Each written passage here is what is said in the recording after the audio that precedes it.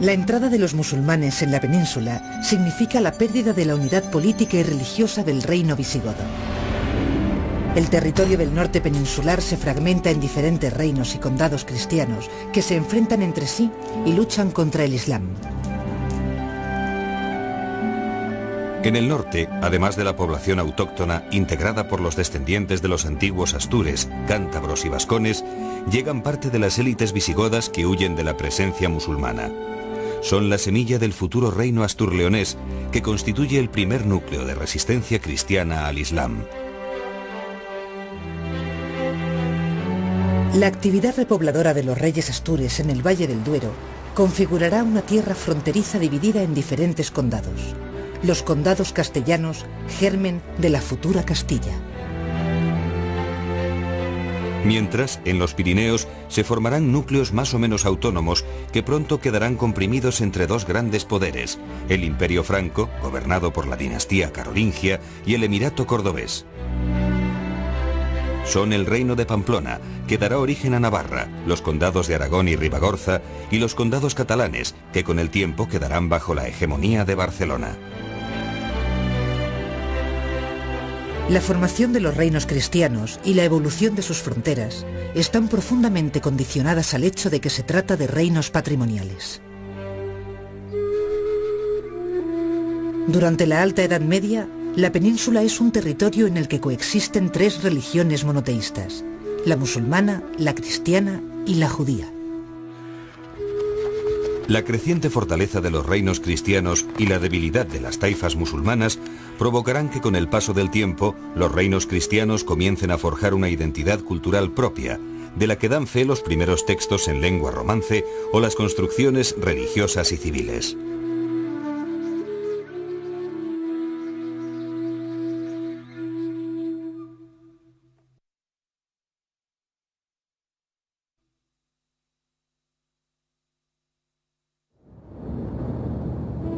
Protegido por la cordillera cantábrica, aparece en el norte de la península un núcleo cristiano de resistencia al Islam, que con el tiempo adopta el nombre de Reino Astur.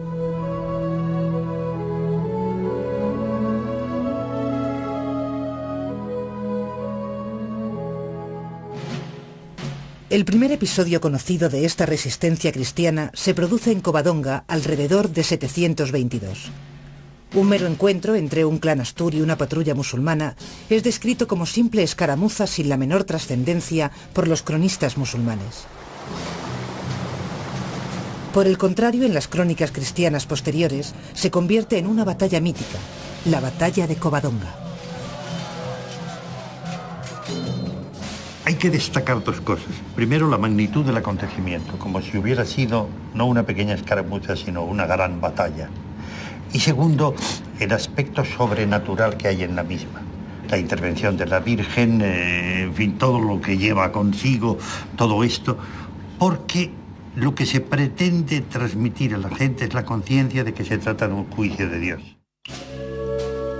Tanto la batalla de Covadonga como el resto de los enfrentamientos con los musulmanes no son guerras de religión como las cruzadas. Son contiendas en las que los astures se enfrentan a los musulmanes por el control del territorio.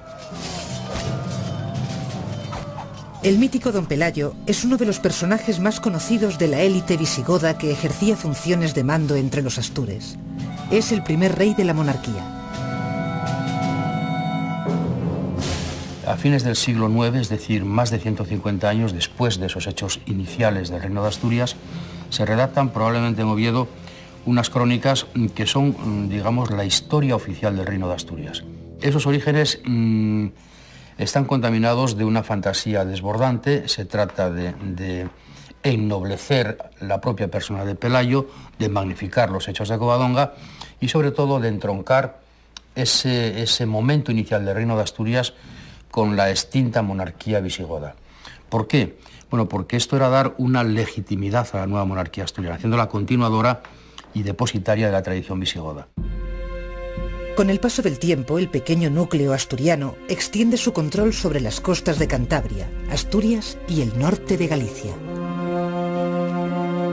En los primeros años, el reino de Asturias subsiste a veces por las armas y en general gracias al pago de tributos a Córdoba, como el caso legendario del tributo de las 100 doncellas anuales que los cristianos entregaban al emir de Córdoba.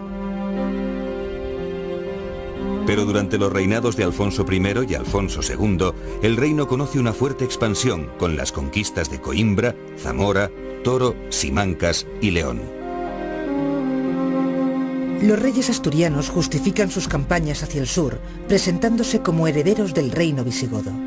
Es el mito del neogoticismo o visigotismo. A principios del siglo IX, Alfonso II consolida el reino de Asturias. Establece una pequeña corte en Oviedo, impone la legislación visigoda y se niega a reconocer la autoridad de Toledo. La Iglesia asturiana se independiza del primado de Toledo, de modo que los tributos que los campesinos pagan a la Iglesia se quedan en el reino astur. La economía del reino se basa en la agricultura y la ganadería. La mayoría de los astures son hombres libres que viven en las montañas. Sin embargo, la actividad comercial y artesanal también se desarrolla en los centros urbanos para atender a las necesidades de la corte. Es el caso de la orfebrería, cuya tradición se mantiene hasta nuestros días.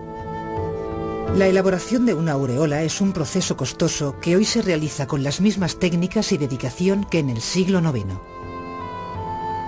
El primer paso es realizar un diseño en papel de la pieza. Este dibujo se copia sobre una chapa de plata. Haciendo un calco del fragmento, se traza toda la aureola compuesta de muchas porciones iguales. Trabajando la cara interna con una punta roma y un martillo, se sacan los relieves de la pieza. Es el repujado.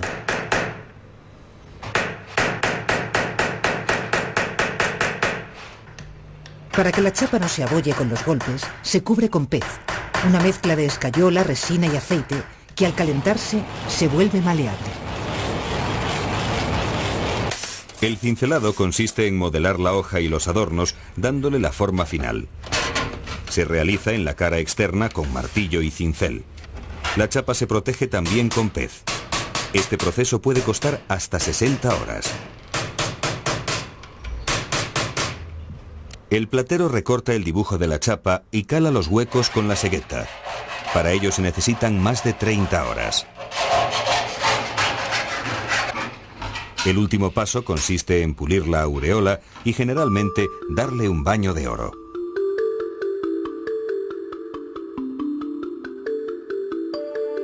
La corte sí se atisba a través de restos materiales que se han conservado hasta hoy un nivel de desarrollo artístico y cultural pues muy estimable, ¿no?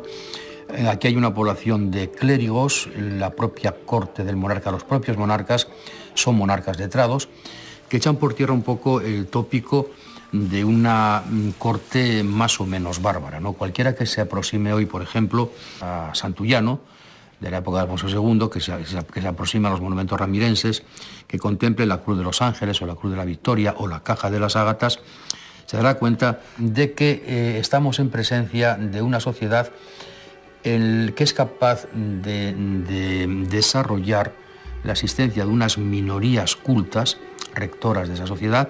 Fundamentalmente es una cultura, claro, eclesiástica, pero a la que no son ajenos los propios jefes de la sociedad. El reino astur se disgrega por un tiempo en los reinos de Asturias, Galicia y León. Pero con Fruela II, los tres reinos se reunifican y nace el reino astur-leonés. Oviedo queda ahora muy alejado de la frontera y del nuevo escenario político, por lo que la capital se traslada a León, donde alcanza uno de sus momentos de máximo apogeo y expansión. Mientras Europa está en estos momentos prácticamente arrasada, arruinada, por la invasión de los vikingos, por la invasión de los magiares, la invasión de los sarracenos, León está creciendo.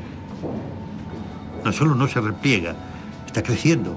En el siglo X llega hasta Sepúlveda, llega hasta los pasos del Guadarrama, asusta a los musulmanes porque ese crecimiento puede ser para ellos ya una amenaza, algo con lo que no contaban, ¿no? Los reyes asturleoneses aprovechan el debilitamiento del Al-Ándalus para fijar las fronteras de su reino. legitimados por el derecho romano, ocupan las tierras sin dueño. La repoblación de estos territorios trae prosperidad y crecimiento al patrimonio del rey, los nobles y la Iglesia. Supone además una garantía de desarrollo para una sociedad esencialmente agraria. Los rebaños disponen de diversidad de pastos, por lo que la trashumancia ganadera entre la montaña y la llanura comienza a ser muy habitual en los siglos X y XI.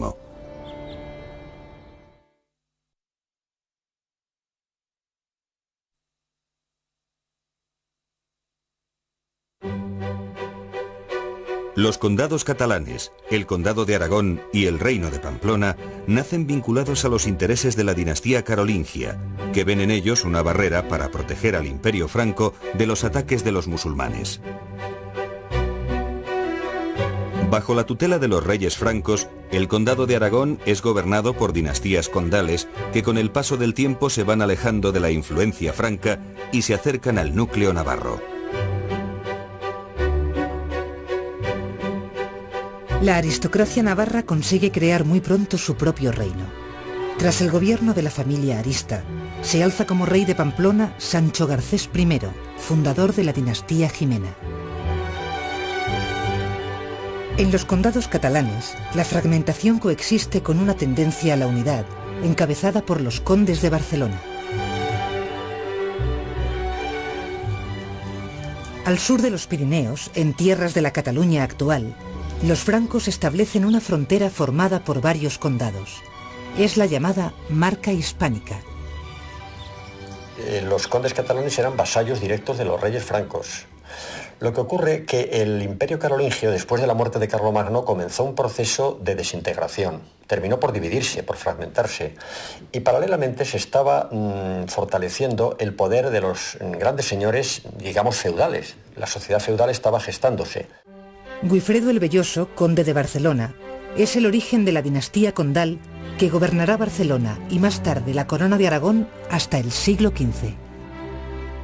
Él fue conde en la segunda mitad del siglo IX. Fue muy importante por varios motivos. En primer lugar, porque debido a razones de herencia y de relaciones familiares, llegó a reunir varios condados en su poder, el de Barcelona, el de Conflent, el de Gerona. Pero además fue importante porque llevó a cabo la repoblación de un territorio que estaba semivacío al sur de sus dominios, que era el llamado condado de Osona, o la zona de la Plana de Vic. Y allí se van a establecer monasterios tan importantes como el de Ripoll, por ejemplo, que será clave en el desarrollo de la cultura científica procedente del mundo musulmán, etc. El saqueo y destrucción de la ciudad de Barcelona por parte del visir Almanzor marca el principio de la independencia de los condes de Barcelona respecto del poder franco.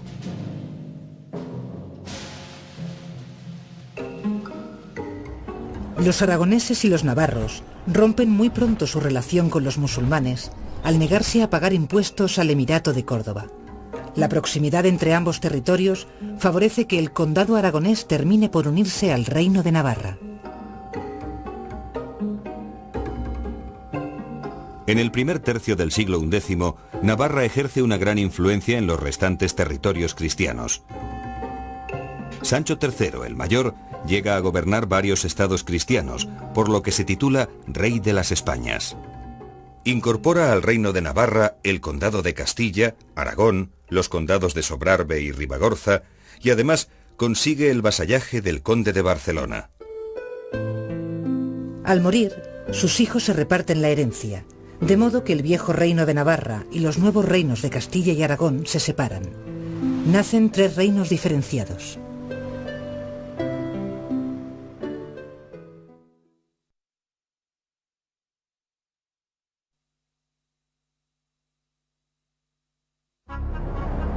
El origen del futuro reino castellano se remonta al año 800, fecha en la que aparece la primera mención de Castilla, referida a la actividad repobladora del Valle del Duero. Los condados castellanos nacen dentro del reino astur-leonés y se configuran como una zona fronteriza expuesta a los continuos ataques de los musulmanes. En el siglo X, Castilla está dividida en diferentes condados que actúan bajo la autoridad del Reino de León y se sitúan entre el río Pisuerga al oeste, el sistema ibérico al este, la cordillera cantábrica al norte y el río Duero al sur. El territorio de Castilla aumenta de tamaño conforme avanza la Reconquista. Su carácter limítrofe con el Islam define las características de la sociedad castellana. Muchos de sus habitantes son pastores soldados que acompañan y protegen sus rebaños en tierras de frontera militar. La guerra actúa aquí un poco como niveladora de clases sociales y la propia repoblación también. Como se necesitan hombres, el problema no son tierras, son hombres, porque hay muchas tierras a cultivar. Una vez que se ocupan los vastos espacios del sur de los montes, se crea una sociedad de frontera, es otro rasgo muy característico de la España medieval, que es una sociedad bastante más fluida que la sociedad europea en estos momentos. Entre la España islámica y la cristiana, Castilla se organiza en comunidades de aldea con intereses propios que más tarde se regirán mediante fueros. Los caballeros castellanos empiezan a recelar de los aristócratas de León que viven bajo el amparo de los privilegios reales. Mientras León está más plegada ante el fuero juzgo, ante el derecho tradicional y por consiguiente es más conservadora, Castilla es más abierta, precisamente porque había roto con todo eso y está en mejores condiciones para montar una vida nueva, una estructura nueva, que será lo típico del siglo XI o del siglo XII. Por eso, cuando se produce el enfrentamiento entre León y Castilla, sucede algo que a algunos historiadores puede sorprender. ¿Por qué no acaba imponiéndose León sobre Castilla y sí, en cambio, Castilla sobre León? La realidad es porque León era el elemento conservador y Castilla era el elemento progresivo. En la primera mitad del siglo X, Fernán González, una de las figuras legendarias ligadas a la historia de Castilla, se erige conde del Condado Unificado de Castilla. 3 siglos después, inspirará el ciclo épico dedicado a este primer conde castellano. Hubo nombre Fernando, ese conde primero. Nunca fue en el mundo otro tal caballero. Fizo grandes batallas con la gente descreída. Ensanchó en Castilla una muy gran medida. Tras la muerte de Sancho III de Navarra, nace el Reino de Castilla, que pronto entra en contradicción con el Reino de León. Mediante políticas matrimoniales, el conflicto acaba resolviéndose a favor del expansionismo castellano.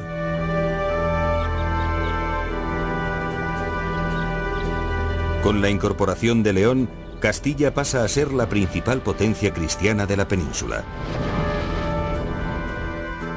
Durante el siglo XI, Al-Ándalus vive una época de crisis y se divide en reinos de taifas, algunas de las cuales no son lo suficientemente poderosas para resistir los ataques de los reinos cristianos. La mayoría de estas taifas opta por comprar la paz mediante el pago de tributos o parias. El equilibrio existente hasta entonces entre el Islam y los reinos cristianos empieza a invertirse. Ahora, el oro musulmán llena las arcas cristianas.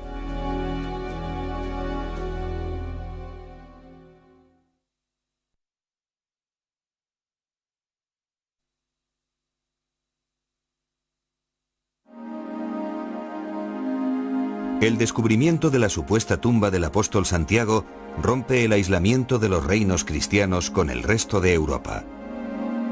Las peregrinaciones desde Francia y desde las demás partes de la cristiandad hacia la tumba marcan el nacimiento del Camino de Santiago, que en la actualidad miles de fieles recorren cada año. La Iglesia, la ciudad de Compostela y los territorios cristianos del norte sacan gran partido de esta vía de conexión con Europa, por la que entran corrientes artísticas y culturales. Sin embargo, algunos historiadores consideran posible que sea el obispo hereje Prisciliano quien está enterrado en la tumba del santo.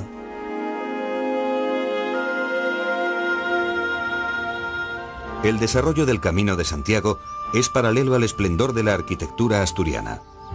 El arte prerrománico asturiano, que se desarrolla en torno a los siglos VIII y XI, combina elementos bizantinos, romanos, carolingios, mozárabes y sobre todo visigodos, consiguiendo crear un arte nuevo.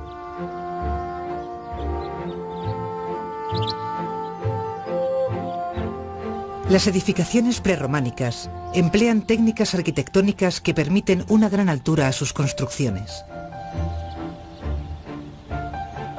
Típico de este arte son las arquerías ciegas, la planta basilical, la decoración con celosías, los arcos de medio punto peraltados, la ornamentación de medallones, la bóveda de cañón y los motivos geométricos. Destacan las iglesias de San Julián de los Prados, San Salvador de Valdedios, Santa María del Naranco, que en su origen era un recinto palacial, y San Miguel de Lillo, todas ellas en Oviedo. Los reyes promueven la actividad artística prerrománica que evoca deliberadamente los monumentos del pasado monárquico visigótico.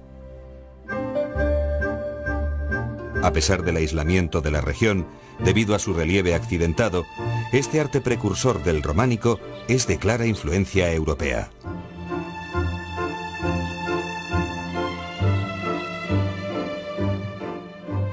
Una de las manifestaciones culturales más relevantes de los siglos X y XI son los Beatos, nombre con el que se conocen los libros que recogen los comentarios ilustrados del monje Beato de Liébana al Apocalipsis de San Juan.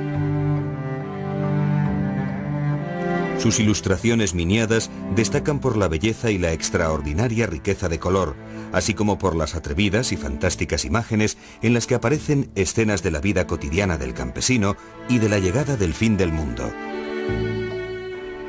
La Alta Edad Media es una época de cultura visual, ¿no? Entonces toda esa riqueza iconográfica, esa riqueza decorativa, está orientada a enseñar a la gente. Es una gente que no sabe leer, es una gente que no lee. Y entonces se desarrolla toda una teoría didáctica a través precisamente de la imagen, bien en las decoraciones murales, en capiteles, o bien en estos libros miniados con miniaturas, ¿no? Es un poco lo que yo creo que está ocurriendo ahora, una nueva Edad Media, que la cultura visual está desplazando a la cultura que entra por la lectura. Cada vez se lee menos porque se tiende a facilitarla, a enseñar mediante la imagen.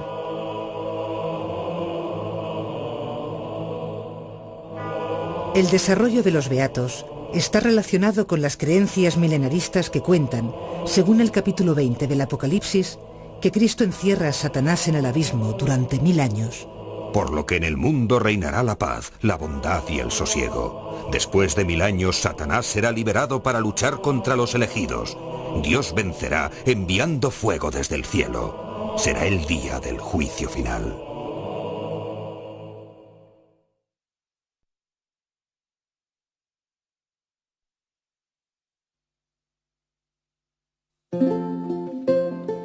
Reflejo de las diferentes personalidades de los reinos peninsulares son las lenguas romances surgidas de la evolución del latín, el castellano, el catalán y el gallego.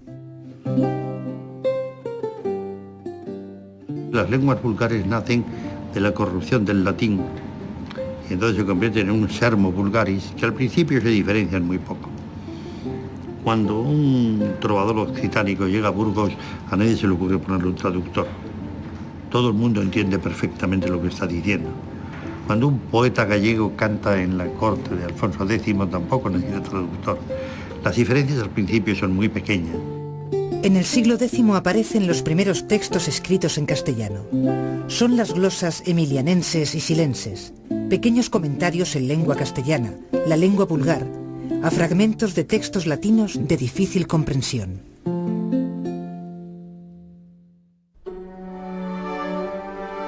La sociedad de la Edad Media es una sociedad rural. Los campesinos, libres o dependientes de los nobles, son mayoría. Las labores agrícolas propias de cada estación marcan el curso de su vida, muy sencilla.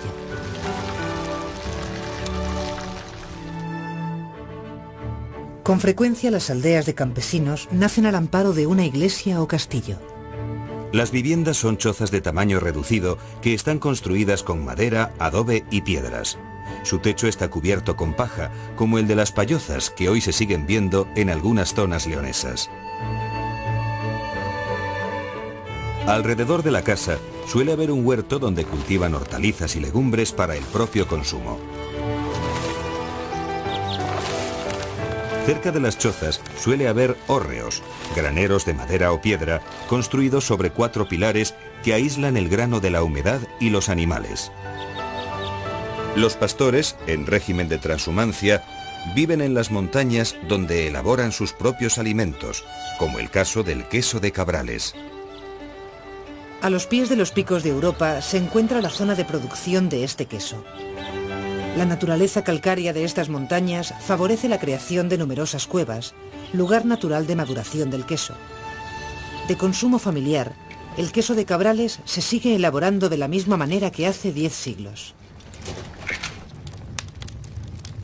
El primer paso en la producción del queso consiste en calentar la leche a una temperatura que oscila entre los 26 y 30 grados. La coagulación de la leche es el paso siguiente. Tradicionalmente se utiliza cuajo, fermento que existe en la mucosa del estómago de los mamíferos y sirve para coagular la caseína de la leche. El tiempo necesario para formar la cuajada es de 90 a 120 minutos. Luego se rompe con una cuchara.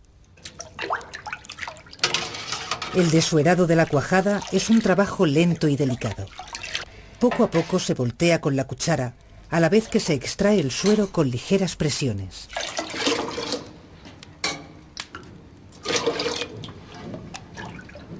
La cuajada se amasa y despizca antes de introducirla en los moldes, que carecen de base, y se disponen sobre tablas de madera circulares, conocidas como presugas. Permanece en el molde 2 días en condiciones adecuadas de temperatura. Después de salarlo, el queso pasa a un periodo de secado que oscila entre los 15 y 20 días.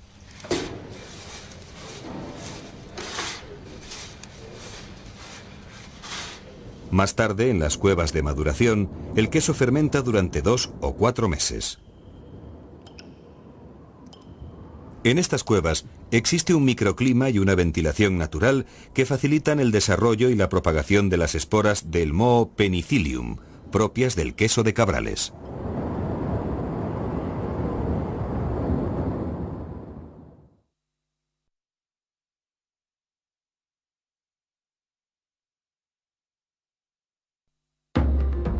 En los territorios fronterizos con el Islam, especialmente en Castilla, la guerra marca la organización de la sociedad medieval, donde nacen ciudades de caballeros y pastores.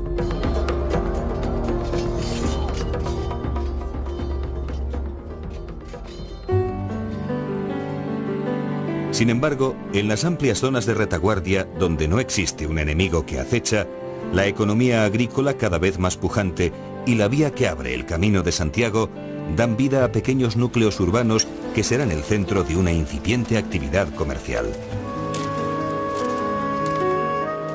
Ambas sociedades, la fronteriza y la interior, comienzan a configurarse como territorios poderosos en los que pronto nace un espíritu de cruzada que les unirá contra el enemigo común, el Islam.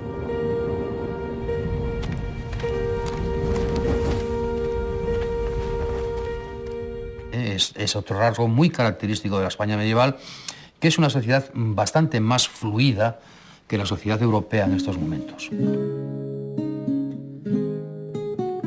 Entre la España islámica y la cristiana, Castilla se organiza en comunidades de aldea con intereses propios que más tarde se regirán mediante fueros. Los caballeros castellanos empiezan a recelar de los aristócratas de León que viven bajo el amparo de los privilegios reales. Mientras León está más plegada ante el fuero juzgo, ante el derecho tradicional y por consiguiente es más conservadora, Castilla es más abierta, precisamente porque había roto con todo eso y está en mejores condiciones para montar una vida nueva, una estructura nueva, que será lo típico del siglo XI o del siglo XII. Por eso, cuando se produce el enfrentamiento entre León y Castilla, sucede algo que a algunos historiadores puede sorprender. ¿Por qué no acaba imponiéndose León sobre Castilla y sí, en cambio, Castilla sobre León? La realidad es porque León era el elemento conservador y Castilla era el elemento progresivo. En la primera mitad del siglo X, Fernán González, una de las figuras legendarias ligadas a la historia de Castilla, se erige conde del Condado Unificado de Castilla. 3 siglos después, inspirará el ciclo épico dedicado a este primer conde castellano. Hubo nombre Fernando, ese conde primero. Nunca fue en el mundo otro tal caballero. Fizo grandes batallas con la gente descreída. Ensancho en Castilla una muy gran medida. Tras la muerte de Sancho III de Navarra, nace el Reino de Castilla, que pronto entra en contradicción con el Reino de León. Mediante políticas matrimoniales, el conflicto acaba resolviéndose a favor del expansionismo castellano.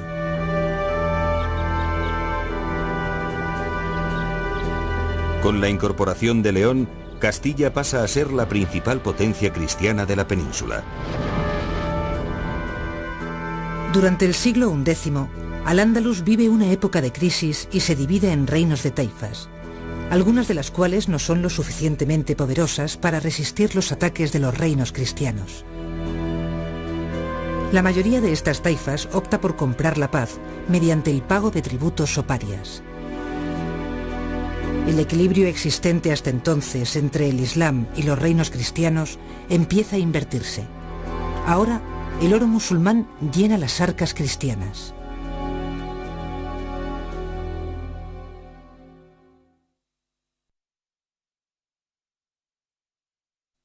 La invasión de los magiares, la invasión de los sarracenos, León está creciendo. No solo no se repliega, está creciendo. En el siglo X llega hasta Sepúlveda, llega hasta los pasos del Guadarrama, asusta a los musulmanes porque ese crecimiento puede ser para ellos ya una amenaza, algo con lo que no contaban, ¿no? Los reyes asturleoneses aprovechan el debilitamiento del Al-Ándalus para fijar las fronteras de su reino. Legitimados por el derecho romano, ocupan las tierras sin dueño. La repoblación de estos territorios trae prosperidad y crecimiento al patrimonio del rey, los nobles y la Iglesia. Supone además una garantía de desarrollo para una sociedad esencialmente agraria. Los rebaños disponen de diversidad de pastos, por lo que la trashumancia ganadera entre la montaña y la llanura comienza a ser muy habitual en los siglos X y XI.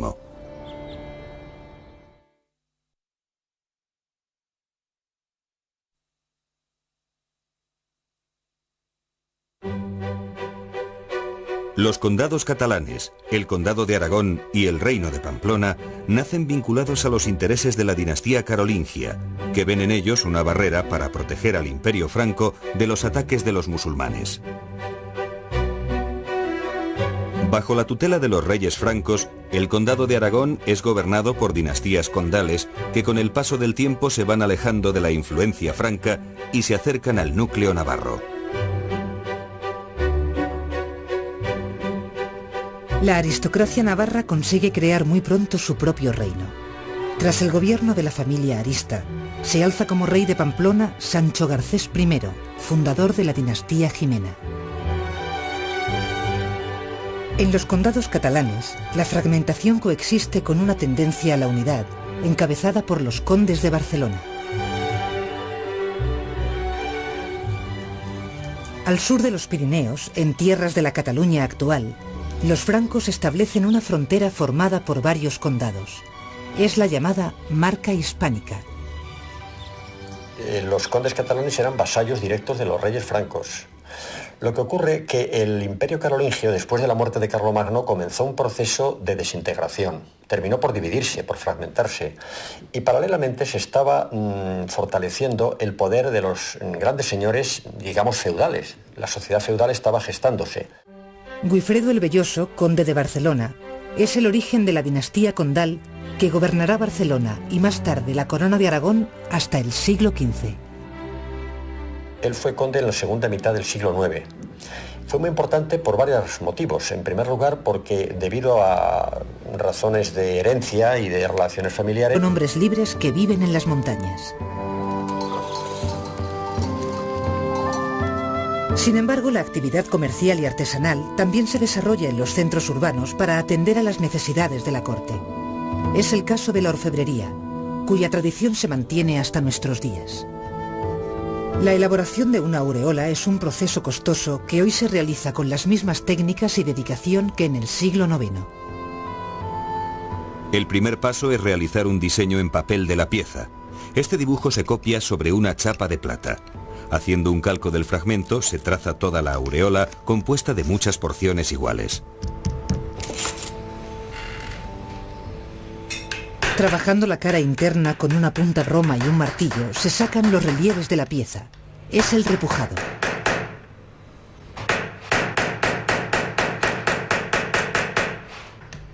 Para que la chapa no se abolle con los golpes, se cubre con pez, una mezcla de escayola, resina y aceite que al calentarse se vuelve maleable. El cincelado consiste en modelar la hoja y los adornos, dándole la forma final. Se realiza en la cara externa con martillo y cincel. La chapa se protege también con pez. Este proceso puede costar hasta 60 horas. El platero recorta el dibujo de la chapa y cala los huecos con la segueta. Para ello se necesitan más de 30 horas. El último paso consiste en pulir la aureola y generalmente darle un baño de oro.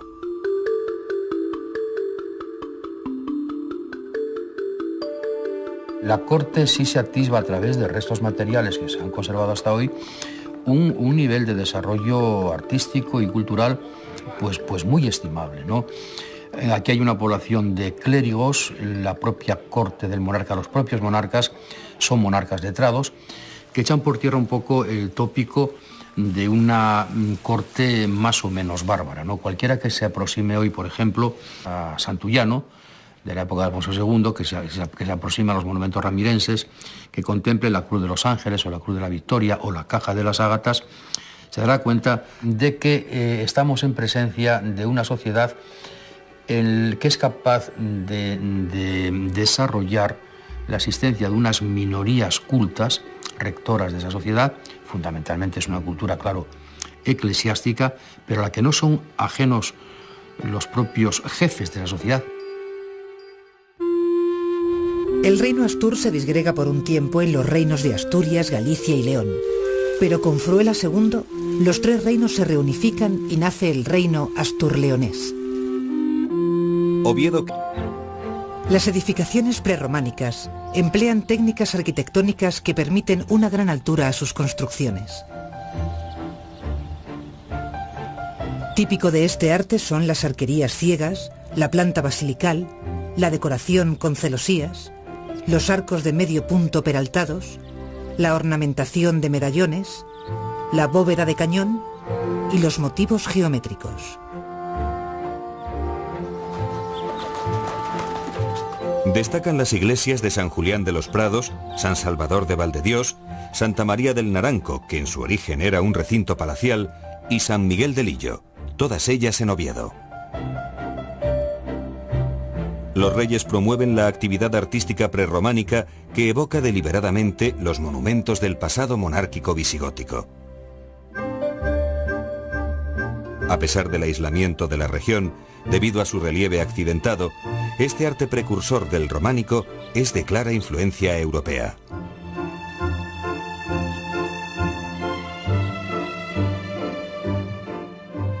Una de las manifestaciones culturales más relevantes de los siglos X y XI son los Beatos, nombre con el que se conocen los libros que recogen los comentarios ilustrados del monje Beato de Liébana al Apocalipsis de San Juan. Sus ilustraciones miniadas destacan por la belleza y la extraordinaria riqueza de color, así como por las atrevidas y fantásticas imágenes en las que aparecen escenas de la vida cotidiana del campesino y de la llegada del fin del mundo. La Alta Edad Media es una época de cultura visual, ¿no? Entonces toda esa riqueza iconográfica, esa riqueza decorativa, está orientada a enseñar a la gente. Es una gente que no sabe leer, es una gente que no lee. Y entonces se desarrolla toda una teoría didáctica a través precisamente de la imagen, bien en las decoraciones murales, en capiteles, o bien en estos libros miniados con miniaturas, ¿no?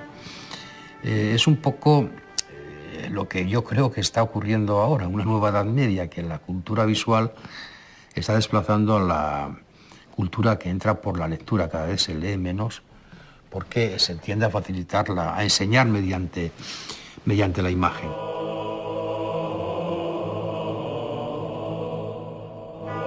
El desarrollo de los beatos está relacionado con las creencias milenaristas que cuentan, según el capítulo 20 del Apocalipsis, que Cristo encierra a Satanás en el abismo durante 1000 años. Por lo que en el mundo reinará la paz, la bondad y el sosiego. Después de 1000 años, Satanás será liberado para luchar contra los elegidos. Dios, territorios cristianos. Sancho III, el Mayor, llega a gobernar varios estados cristianos, por lo que se titula Rey de las Españas. Incorpora al Reino de Navarra el Condado de Castilla, Aragón, los condados de Sobrarbe y Ribagorza, y además consigue el vasallaje del Conde de Barcelona. Al morir, sus hijos se reparten la herencia, de modo que el viejo reino de Navarra y los nuevos reinos de Castilla y Aragón se separan. Nacen 3 reinos diferenciados.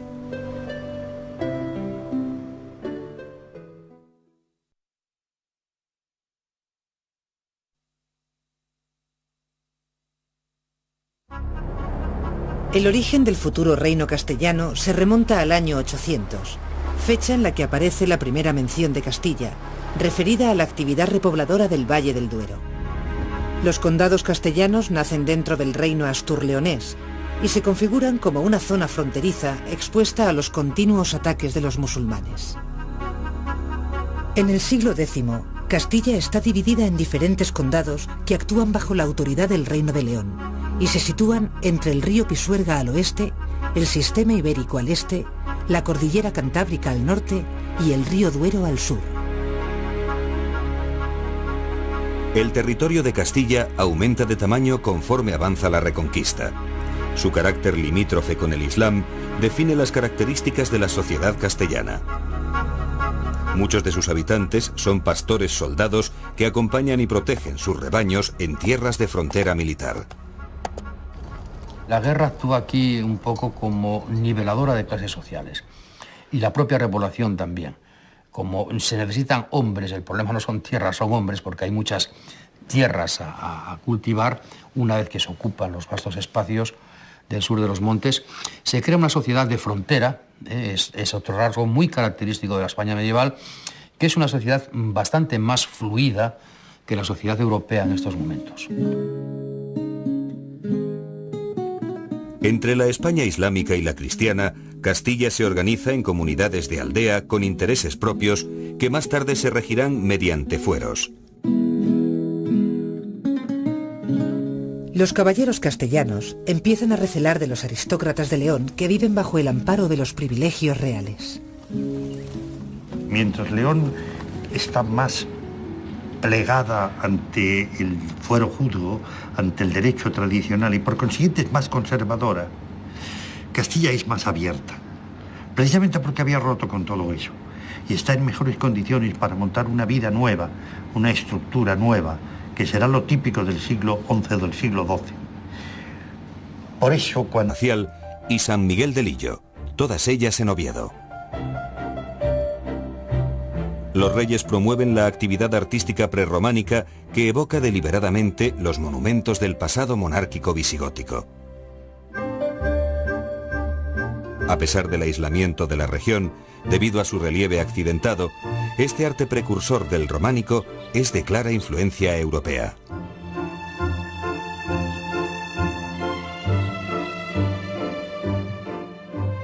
Una de las manifestaciones culturales más relevantes de los siglos X y XI son los beatos, nombre con el que se conocen los libros que recogen los comentarios ilustrados del monje beato de Liébana al Apocalipsis de San Juan.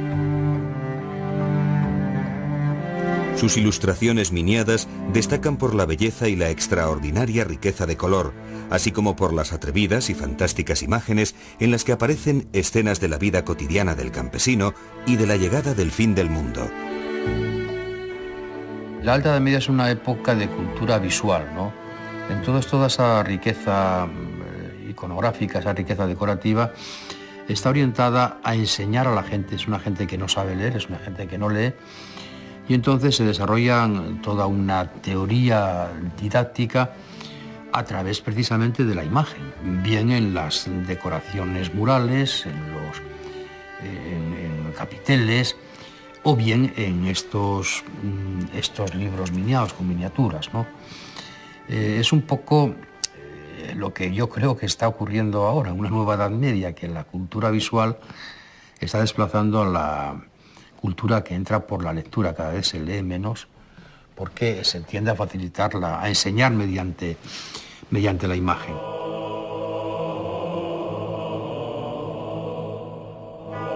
El desarrollo de los beatos está relacionado con las creencias milenaristas que cuentan, según el capítulo 20 del Apocalipsis, que Cristo encierra a Satanás en el abismo durante 1000 años. Por lo que en el mundo reinará la paz, la bondad y el sosiego. Después de 1000 años, Satanás será liberado para luchar contra los elegidos. Dios vencerá enviando fuego desde el cielo. Será el día del juicio final.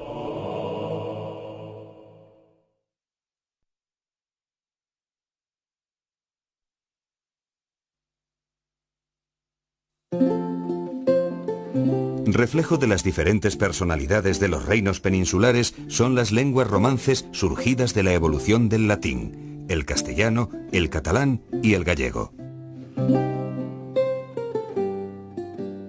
Las lenguas vulgares nacen de la corrupción del latín y entonces se convierten en un sermo vulgaris que al principio se diferencia.